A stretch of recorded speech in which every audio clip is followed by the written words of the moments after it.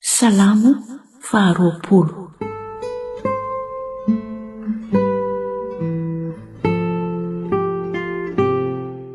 Vavaka ho an'ny mpanjaka raha mivoaka hanafika.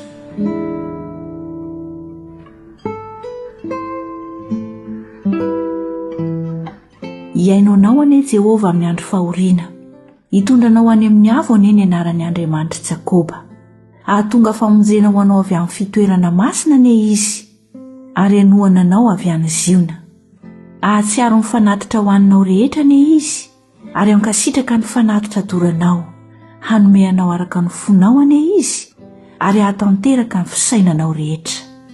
Aoka iobo noho ny famonjena azonao zahay, ary amin'ny anaran'Andriamanitray no hanangananay faneva. Ho tanterahan'i Jehova anie ny angatahanao rehetra. Ankehitriny dia fantatro fa Jehova mamonjy ny voahosiny. Hamaly azy avy amin'ny lanitry ny fahamasinana izy, amin'ny herin'ny famonjen'ny tanany ankavanana. Ny sasany mitoky amin'ny kalesy, ary ny sasany amin'ny soavaly, fa raha izahay kosa dia ny anaran'i Jehova Andriamanitray no hoderainay. Ireo dia reraka sady lavo, fa izahay kosa mitsangana sy mijoro. Jehova vonjeo ny mpanjaka, hamaly anay anie izy amin'izay andro iantsonay azy.